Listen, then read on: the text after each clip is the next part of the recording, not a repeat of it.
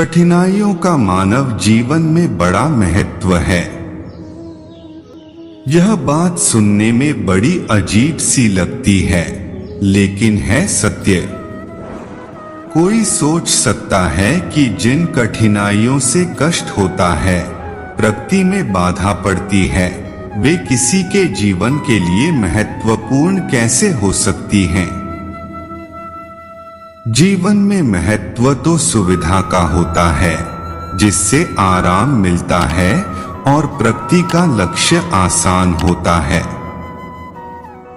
यह विचार किसी हद तक सही होने पर भी अपूर्ण है। यदि कठिनाइयों के महत्व पर गहराई से विचार किया जाए तो पता चलेगा कि कठिनाइयां मानव जीवन की सार्थकता के लिए जरूरी हैं। सोने के लिए आग का जो महत्व है, वही महत्व मानव जीवन के लिए कठिनाइयों का है। सोना जब आग में अच्छी तरह तप लेता है, तभी वह पूरी तरह निखरता है और हर प्रकार से इस संसार में अपना उचित मूल्य पाता है। इसी प्रकार जब मनुष्य कठिनाइयों के बीच से गुजरता है तो उसकी बहुत सी कमियां और विकृतियां दूर हो जाती हैं। वह शुद्ध सोने जैसा खरा और मूल्यवान हो जाता है। जब तक मनुष्य पूरी तरह सुख सुविधा में रहता है, तब एक प्रकार से उसकी आंख बंद रहती है। अपनी मौज में वह जो चाहता है करता रहता है। इस प्रकार के अलहड़ जीवन यापन में मनुष्य में अनजान में ही अनेक दोष और विकार आ जाते हैं। किंतु उस सुख सुविधा की स्थिति में उसे उसका पता नहीं चलता। अपने विकारों और दोषों का पता उसे तभी चलता है जब किसी कठिनाई के आने पर उसकी आंखें खुलती हैं। यह मानव स्वभाव की विचित्रता ही है कि वह सुख सुविधा के समय तो असावधानी बरतता है, किंतु मुसीबत आने पर अधिक से अधिक सावधान, शुभ तथा शुद्ध रहने का प्रयत्न करता है।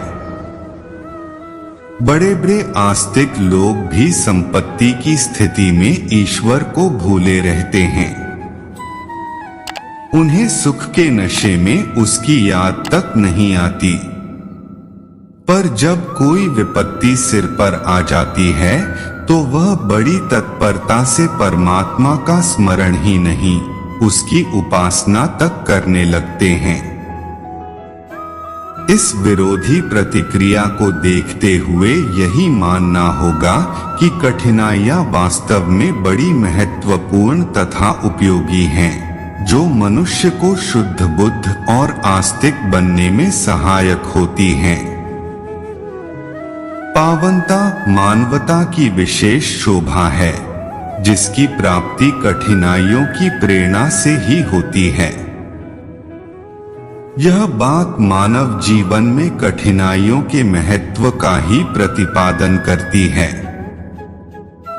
किसी शस्त्र के लिए शाण का जो महत्व है, वही महत्व मानव जीवन में कठिनाइयों का है।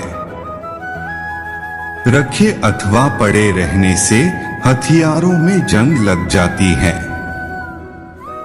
उनकी धार उतर जाती है और ये कुंद होकर बेकार हो जाते हैं। किंतु जब वे शाण पर चढ़ाकर तराश दिए जाते हैं तो पुनः तीव्र, प्रखर तथा शानदार होकर चमकने लगते हैं। उनका विकार दूर हो जाता है और वे शुद्ध नए होकर उपयोगी बन जाते हैं। तब उनसे उनका काम बखूबी लिया जा सकता है। इसी प्रकार कठिनाइयों के चक्र पर चढ़कर, उनसे रगड़कर मनुष्य की सारी शक्तियां और सारे गुण प्रखर हो उठते हैं। उनमें नई धार और नई योग्यता आ जाती है। आराम का जीवन बिताते रहने पर शक्तियों में कुंठा आ जाती है। अप्रयुक्त होने से वे बेकार लगती हैं। पर जैसे ही कोई कठिनाई अथवा मुसीबत सामने आती है, मनुष्य उससे बचने और छूटने के लिए सक्रिय हो उठता है। साथ ही उसकी शारीरिक, मानसिक तथा बौद्धिक शक्तियां भी संघर्ष में पड़कर अपना योगदान करने लगती हैं। इस संघर्ष से उनकी सारी कुंठा और निरुपयोगिता समाप्त हो जाती है। मनुष्य हर ओर से तरोताजा हो जाता है। कठिनाइयों के अवसर पर ही उसे अपनी शक्ति और गुणों का ठीक ठीक पता चलता है। मानव जीवन में शक्ति तथा गुणों की सक्रियता की जो महती आवश्यकता है, उसकी पूर्ति कठिनाइयों द्वारा ही होती है। मानव मस्तिष्क की प्रकृति ही कुछ ऐसी है कि इससे ज्यों-ज्यों काम लिया जाता है, वह त्यों-त्यों अधिक प्रौढ़, प्रबुद्ध तथा शक्तिशाली होता जाता है। इसके विपरीत ज्यों-ज्यों इसे आराम दिया जाता है, त्यों-त्यों सुस्त और चेतनाहीन होता जाता है। सुख सुविधा के समय तो मनुष्य निष्क्रिय होकर आलस्य में पड़ा रहता है। उसे प्रायः न किसी बात पर सोचने की जरूरत होती है और न मगज मारने की। ऐसी दशा में मस्तिष्क का सुस्त और कुंठित होना स्वाभाविक ही है। किंतु कठिनाई तथा विपत्ति के अवसर पर स्थिति बिल्कुल भिन्न होती है। उस दशा में मुसीबत से बचने और कठिनाई को हल करने के लिए उसे बहुत कुछ सोचना, विचारना, योजना और कार्यक्रम बनाना पड़ता है। मस्तिष्क को हर समय सक्रिय तथा कार्यरत रखना पड़ता है। इस बौद्धिक परिश्रम से उसका मस्तिष्क विचारक, निर्णायक तथा विवेकवान बन जाता है। मानव प्रगति के लिए जिस विवेकशीलता, विचारशीलता और निर्णय शक्ति की आवश्यकता होती है, वह कठिनाइयों की कृपा से सहज ही पूरी होती रहती है। किंतु कठिनाइयों से यह सब लाभ होता उसी को है जो उनका सहर्ष स्वागत करता है, डटकर उनसे लोहा लेता है और उन्हें परास्त करने में गौरव और पुरुषार्थ की सार्थकता समझता है। ऐसे धीर और बुद्धिमान व्यक्ति के लिए कठिनाइयां उसी प्रकार हितैषिणी होती हैं, जिस प्रकार अखाड़े का वह गुरु जो अपने शिष्यों को रगड़ कर मजबूत तथा पकड़ने लड़ने में दक्ष बनाता है। कायर और भीरू व्यक्ति के लिए मुसीबत वास्तव में मुसीबत ही होती है। जो कठिनाई अथवा आपत्ति को देखकर भयभीत हो जाते हैं, जिनके मनमस्तिष्क में निराशा से अंधेरा छा जाता है, कर्तव्य मूर्ता से जिनके हाथ पैर रुक जाते हैं, साहस और शक्ति जवाब दे जाती है, वे निश्चय ही उसके शिकार बनकर बर्बाद हो जाते हैं। कायर मनुष्य को कठिनाइयां नहीं बल्कि उनके प्रति उसका भय ही उसे खा जाता है। जो कठिनाइयों से हार मान लेते हैं, वे निश्चय ही जीवन का दाव हार जाते हैं और जो उसकी चुनौती स्वीकार कर खम ठोक कर उद्यत हो जाते हैं, उन्हें निश्चय ही परास्त कर देते हैं। कठिनाइयों का वास्तविक स्वरूप क्या है, इसकी व्याख्या दार्शनिक चुनिंग तोहांग ने ठीक ही की है।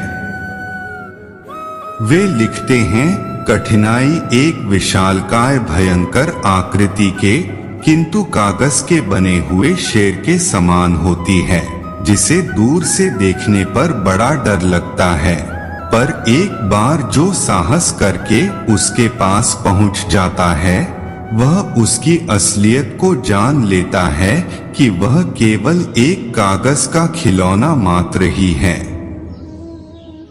कठिनाइयां वास्तव में कागज के शेर के समान ही होती हैं। वे दूर से देखने पर बड़ी ही डरावनी लगती हैं। उस भ्रमजन्य डर के कारण ही मनुष्य उन्हें देखकर भाग पड़ता है। पर जो एक बार साहस कर उनको हटाने के लिए तैयार हो जाता है, वह इस सत्य को जान जाता है कि कठिनाइयां जीवन की सहज प्रक्रिया का अंग होने के सिवाय और कुछ नहीं होती। संसार में संपत्ति, विपत्ति, हानि लाभ, सुख दुख के जोड़े दिन रात की तरह एक दूसरे से बंधे घूमते रहते हैं। इस द्वंद्व चक्र से संसार में कोई नहीं बच सकता। हम साधारण लोगों की बात ही क्या, बड़े बड़े महापुरुष भी कठिनाइयों और विपत्तियों से न बच सके। सर्वसाधन संपन्न राम, कृष्ण, हरिश्चंद्र, नल, पांडव, प्रताप, शिवाजी, गुरु गोविंद सिंह जैसे लोग तक विपत्ति के चक्र से न बच सके। कठिनाइयां मानव जीवन की सामान्य प्रक्रिया का ही एक अंग है। जो संसार में जन्मा है उसे कठिनाइयों का सामना करना ही पड़ेगा। ऐसी अनिवार्य स्थिति से घबराना अथवा भयभीत होना बुद्धिमानी नहीं है। बुद्धिमानी है विपत्तियों तथा कठिनाइयों से लड़ने और उन पर विजय पाने में।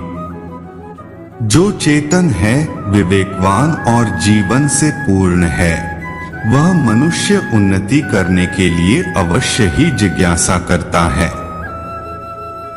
प्रायः सभी मनुष्य अपने को चेतन तथा जीवंत मानते हैं और सभी जीवन में कुछ न कुछ उन्नति करने के लिए उत्सुक रहते हैं। लेकिन संसार में ऐसे मनुष्य की संख्या अधिक नहीं होती जो किसी उल्लेखनीय शिखर पर पहुंचते हैं। ऐसा केवल इसलिए होता है कि सब मनुष्य समान रूप से न तो पुरुषार्थ करते हैं और न कठिनाइयों से टक्कर लेने का साहस रखते हैं। उन्नति का पथ सरल अथवा सुगम नहीं होता। उसमें पग पग पर विघ्न, बाधाओं का सामना करना पड़ता है। श्रेय की प्राप्ति परिश्रम तथा संघर्ष द्वारा होती है। संसार का ऐसा कोई भी महत्वपूर्ण कार्य नहीं जो कठिनाई उठाए बिना ही पूर्ण हो जाए। जिसमें कठिनाई सहने और विपत्ति से लड़ने का साहस होता है, वही सफलता के उन्नत शिखर पर पहुंच जाता है।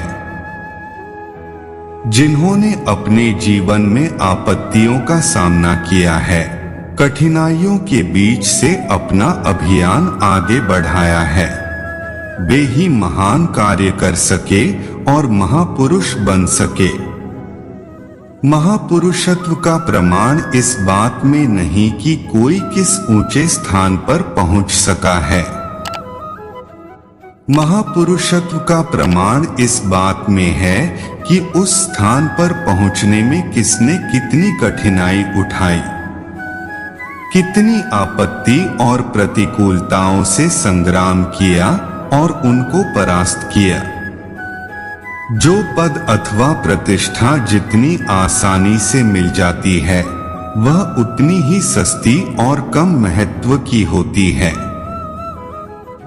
आज अमेरिका का प्रेसिडेंट कोई न कोई हर 5 साल बाद होता है, किंतु उस सर्वोच्च पद पर हर व्यक्ति उतना महान नहीं समझा जा सकता जितने कि जॉर्ज वाशिंगटन और अब्राहम लिंकन माने जाएंगे। आज सामान्यतः राष्ट्र के उस सर्वोच्च पद पर पहुंचने वाला व्यक्ति महत्वपूर्ण तो हो सकता है, लेकिन महापुरुष नहीं। उच्च श्रेणी के महापुरुष जॉर्ज वाशिंगटन अथवा अब्राहम लिंकन ही माने जा सकते हैं। इस अंतर का कारण केवल यही है कि जॉर्ज वाशिंगटन ने अपने पूरे जीवन को लगाकर और अपार संघर्ष करने के बाद अमेरिका का निर्माण तथा संचालन किया था। अब्राहम लिंकन और उस पद में जमीन आसमान का अंतर था। तथापि साधनहीन एक लकड़हारे के बेटे लिंकन ने अपने पुरुषार्थ, अध्यवसाय तथा लगन के साथ ही असंख्य बाधाओं, विपत्तियों, असफलताओं, विरोधों, संकटों और कठिनाइयों के बावजूद भी हिम्मत न हारी, न भय माना और न निराशा को पास आने दिया। वे निरंतर श्रेय पथ पर विरोध, बाधाओं से लड़ते हुए आगे बढ़ते गए और राष्ट्र के उस सर्वोच्च पद पर पहुंचे जो उनकी स्थिति को देखते हुए असंभव कहा जा सकता था। महापुरुषत्व का मानदंड पद अथवा स्थिति नहीं है। उसका मानदंड वह कठिनाई तथा विपत्ति है जो वहां तक पहुंचने में आई होती है। अपने श्रेय पथ पर जो जितना ही कष्ट, सहिष्णु और साहसी रहता है, जितनी अधिक कठिनाइयां सहन कर सफलता पाता है, वह उसी अनुपात से महापुरुष माना जाता है।